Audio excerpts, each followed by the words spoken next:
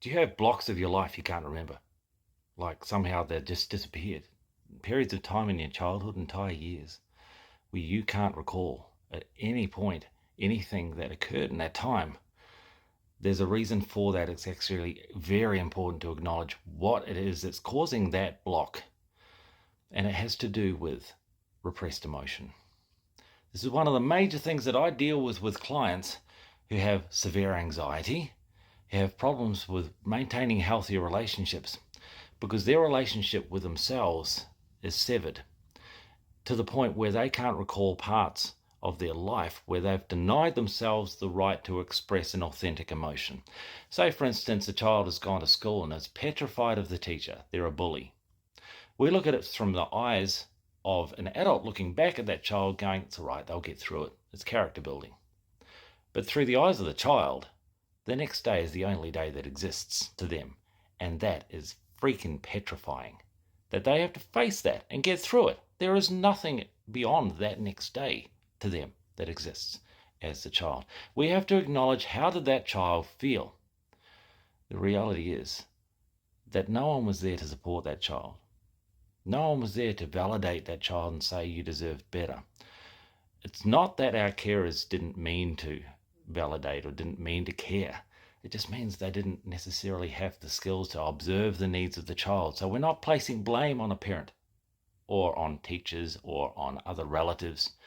It's just, it is what it is. And we have to acknowledge that irrespective that it was no one's fault, the child's needs were still not met. So now it's time to give that child an opportunity. How do we do that? Let's just think about the fact that that child never expressed the emotion within that event. Told itself, I'm not safe, I'm not worthy to express this emotion.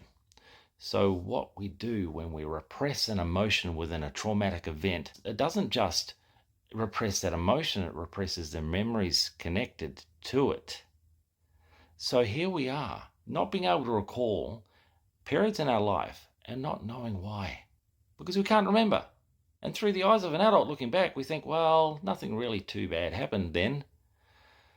But the child disagrees. That child has been pushed into the shadow. It's been silenced. It's been severed. The emotion has been severed and the memory has been severed. But it's still there. How do then we reconnect with that version of ourselves that's been silenced? Through recognition that the old pattern of repressing that emotion still exists in us. And when something in a current event comes up and we feel as if we can't express an emotion because of that old pattern, we begin to disagree with that and say, no, I am going to express that emotion. I'm going to learn how. I'm going to teach myself how to express and reconnect with the emotion in the existing event. And because you're connecting with that event, you're also allowing that child out of the shadow.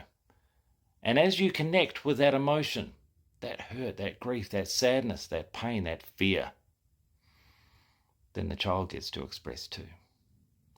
And as that child steps out of the shadow where it's been for decades and has an opportunity to say, I deserve better than this.